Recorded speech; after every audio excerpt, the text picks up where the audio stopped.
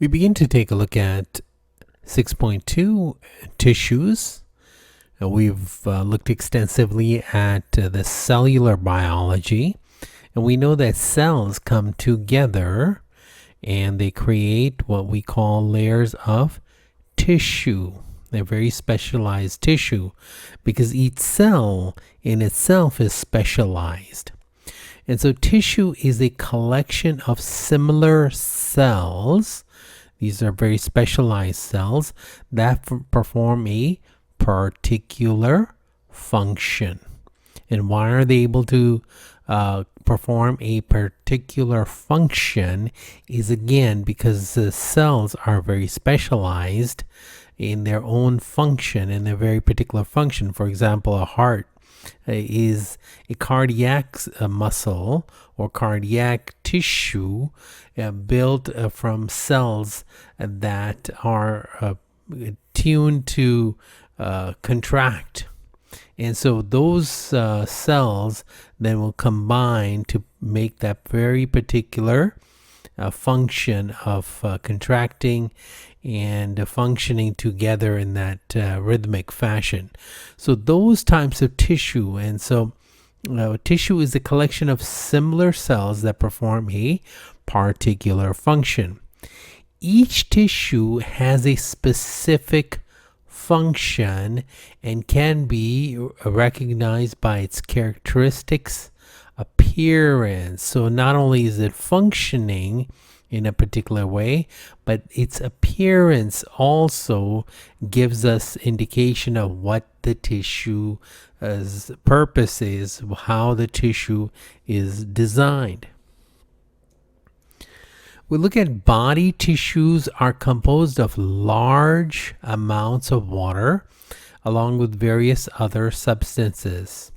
And so each cell, doesn't require a lot of water, and various other substances like proteins and so forth, minerals that are needed. And so we saw that the organelles use those for within the cells. The organelles use those substances to generate energy and also go through catabolism, which is the breaking down, and anabolism, and they produce new substances that the body may need. So that's done in a watery environment within the cell. And now there are 4 key types of tissues in the body. And what are those 4 types that overview all the tissues in the body? There are connective tissues, there are epithelial tissues, and each of these we will examine. There are muscle tissues, and there are nervous tissues. And these, again, even go into further subdivisions. And so connective tissues are not all the same. The connective tissues are a variety of connective tissues. But overview of that is that they are supports and protects and binds together other tissues of the body. For example, they may, and it does give an example, so let's just take a look at this. Examples of connective tissue are bone and cartilage, ligaments, tendons, fascia, which separates muscles. And so this is a fascia is what if you're taking the skin off a chicken and you're ready to prepare it, you'll see certain layers, very thin, fine layers that are present within the muscles of that chicken. Because if you try to pick the chicken up with a muscle will generally come off. But a fascia is very dense, and it holds the muscles together as it functions as a protective layer.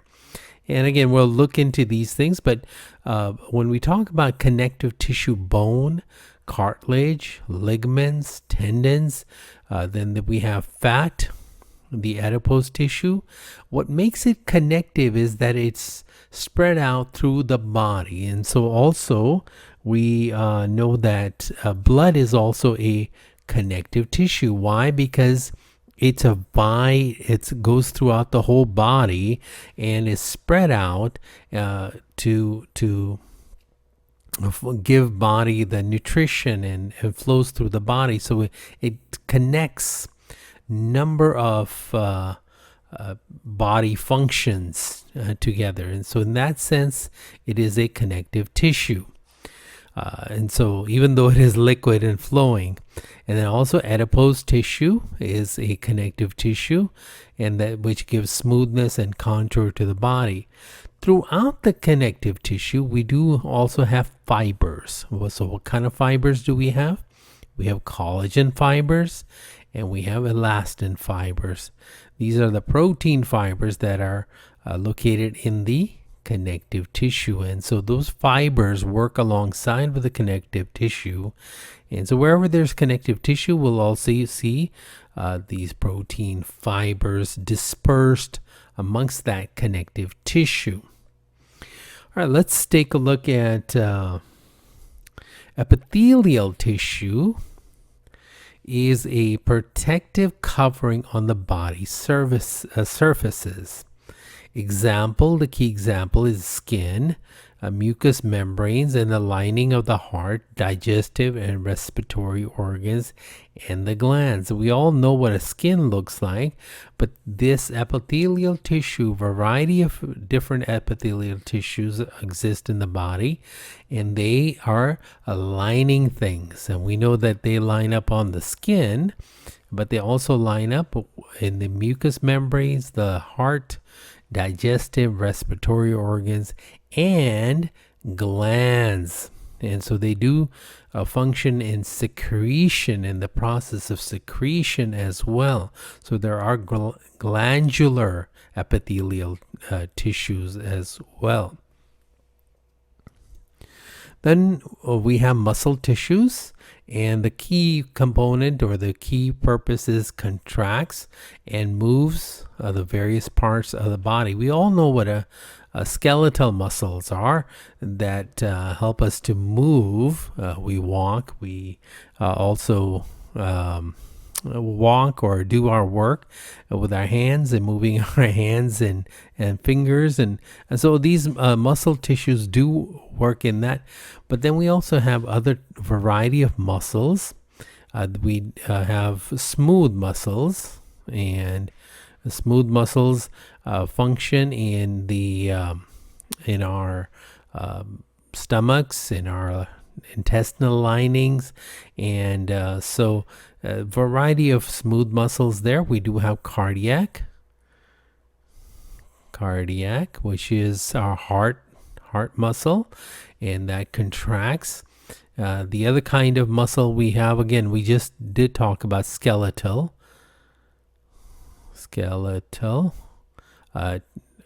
muscle tissue as well. And why? Because this skeletal muscle is connected to the skeleton. And so if we make somebody here, let's say we give them arms and feet, then we have to put muscles in there for this body to then be able to move and give its functional through the skeletal muscles. So, and then last we have a nerve tissue. The key aspect of nerve tissue is sensation. It carries messages to and from the brain and controls and coordinates all bodily functions. So it sends messages to the whole entire body throughout. And so we have nerve tissues that are very, very long because they have to take message from one area to the other area of the body, and they do connect. They have connections to the dendrites and axioms that they are connecting. So one side is an axiom. I'll just put A, and the other side is a dendrite, and dendrite will connect to another axiom, and the message will continue throughout the body, and it's quite a bit of network as well. So those are nerve tissues.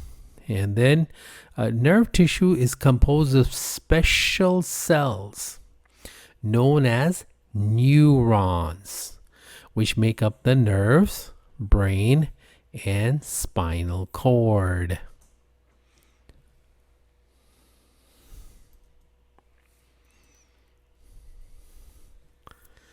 Now we go back into looking a little more deeper with the connective tissue.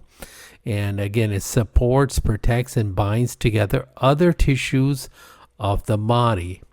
And so the images here that are available from the internet, we see that there's connective tissue, and there's quite a variety of it.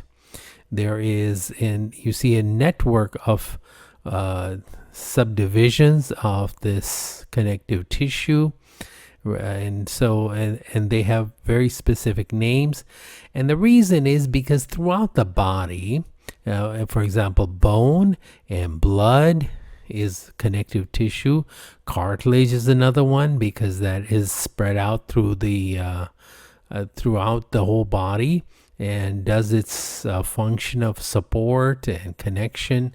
And so and then we have other types of adipose tissue, which is a fat tissue.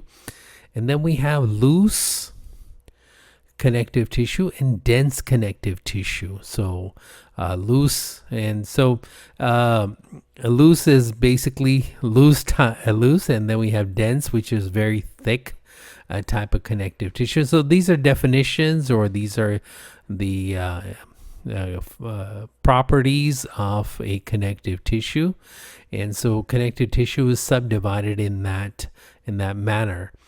But what we see is, here's an example of a connective tissue, and what we see in here, very thin lines, are our fibers. So we talked about collagen fibers, and it does say collagen and elastin are protein fibers that are located in the connective tissue. And so we have connective tissue here, but within this connective tissue, which is like a sheath, or you might just think of it as a blanket, but within that blanket you have certain fibers. You have certain collagen and elastin fibers that are spread out in a variety of ways.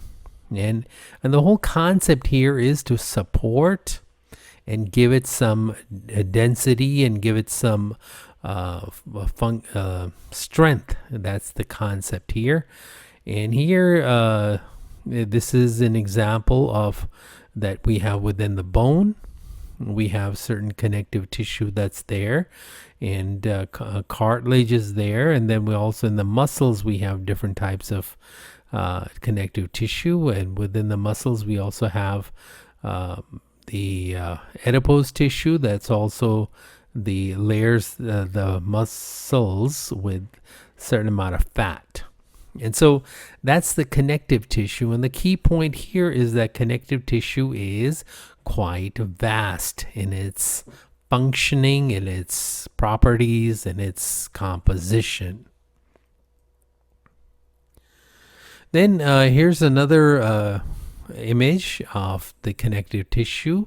And then what's the function of connective tissue? Supports, protects, and binds together other tissues of the body. Examples of connective tissue are bone, cartilage, ligaments, tendons, fascia, which separates muscles. So it's between the muscle. If you have a group of muscle, they have a muscle and another group of muscle, and there's a sheath here, and that's the fascia. Then we have a fat, or also called adipose tissue, which gives smoothness and contour to the body, and that gives cushion and also a certain amount of warmth. And so collagen and again elastin are protein fibers that are dispersed within the connective tissue.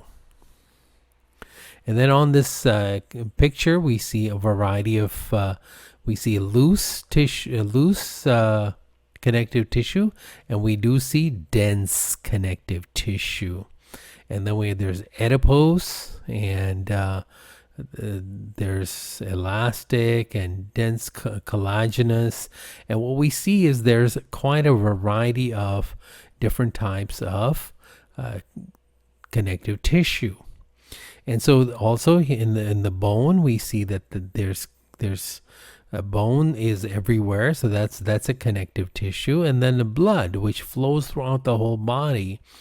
And so and because it interacts with the whole body, it is a connective tissue.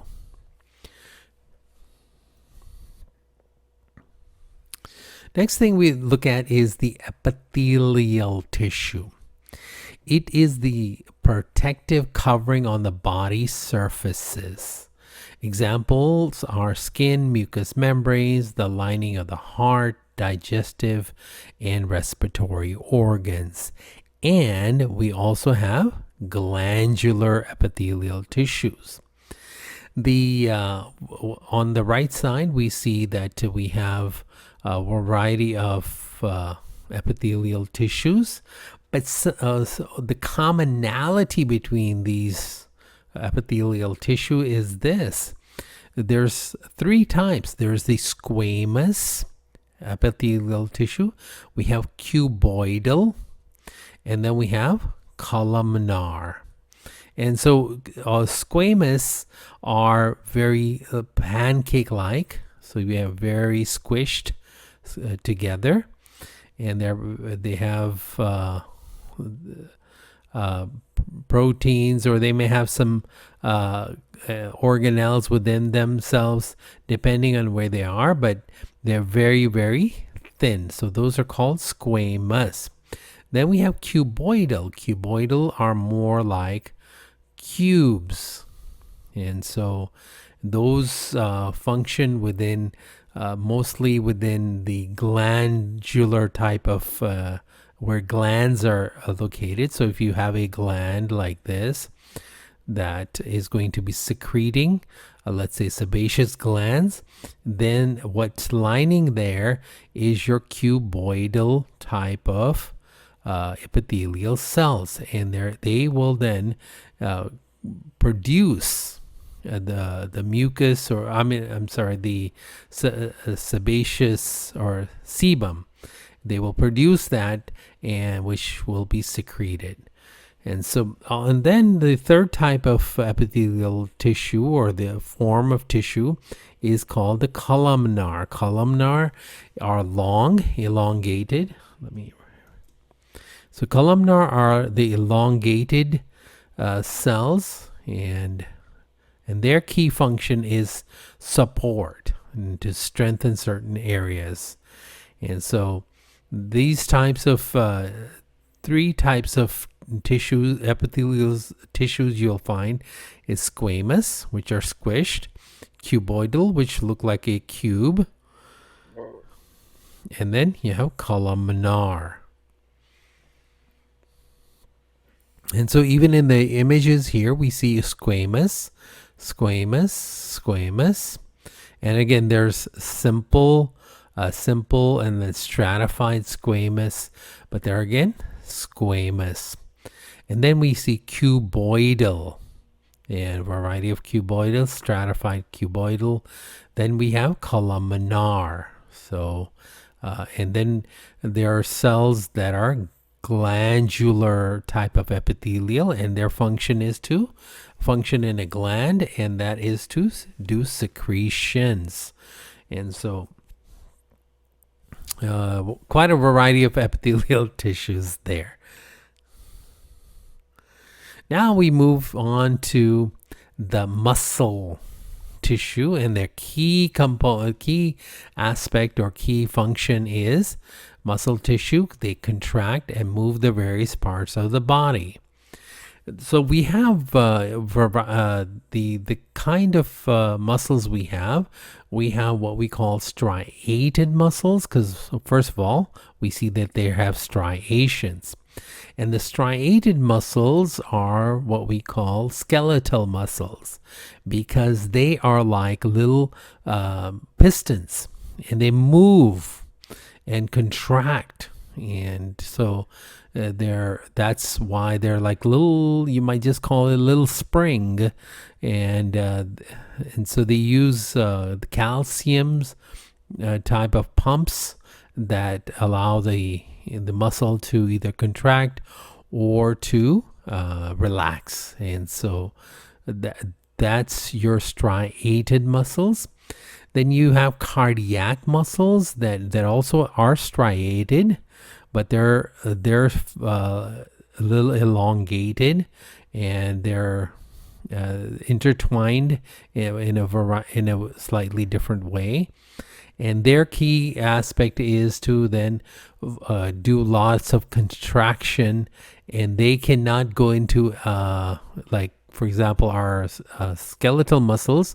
If we overly use them, after a while our muscles start to give out, and they get very tired and fatigued and exhausted, and those muscles begin to either go into spasms. So we have our skeletal muscles that go into spasms. We cannot have that with the heart. Heart is continuously working, continuously going, and it cannot go into atrophy or go into where it stops and says, hey, I gotta relax for a while, I'm too tired, I'm overly exhausted. No, heart has to keep functioning. And so based on that, the muscles, or cardiac muscles, are designed in a different manner. Then we have the smooth muscles. Smooth muscles, as you can see, are overlaying upon each other, and there are smooth muscles. They do not contract like these skeletal muscles. They align, the smooth muscles, they line our digestive system and our stomachs, and they also in our intestines. And their function, though they are contracting, is to create waves and not have this back and forth contraction very quickly like we have it with skeletal muscles. These are more wave forming, and so and they may also be involuntary. We have these, our skeletal muscles are voluntary. We tell when we want them to move, but our smooth muscles are involuntary. They do their own function and create simple waves. So muscle tissue, we see that there's a variety there as well. The last thing we look at is our nerve tissues. And nerve tissues, their key function is to carry messages to and from the brain, and they control and coordinate all other body functions. And what is giving that body function? Well, it's the muscles. And so then these nerve tissue is composed of special cells known as neurons. So we'll take a look at these neurons. Right here is a image of a neuron, and what we see is we have axiom terminal, and the other side we have dendrite. And so this long cell that is a nervous cell or nerve cell, it is now, what it's doing is carrying the message, and you see quite a bit of network.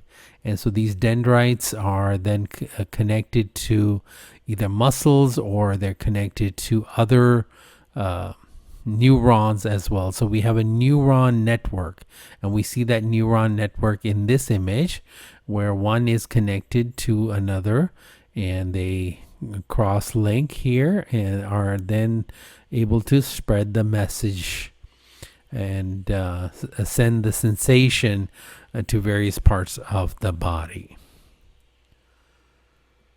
Okay, once again, just to conclude, let's have an overview. So tissues is a collection of similar cells that produce a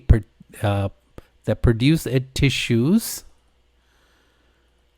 They come together and produce tissues. Tissues have a very particular function. So the cells are designed in a very unique way with a very unique function, and they produce certain types of compounds, and those then they come together as a tissue, and that also has a very particular function. And that's what it says. Each tissue has a specific function. And what are the characteristics? Characteristics, again, first is the function, what they do, and also how they look. We looked at the skeletal muscle is different from smooth muscle, is different from the cardiac muscle, and same thing that a nerve cell is different. Nerve tissue is different from the epithelial tissue, or nerve tissue is different from a connective tissue, and epithelial tissue is different from the connective tissue, or the muscle tissue as well. So they each have their own characteristic and own function, and they also are designed differently, and they look differently as well.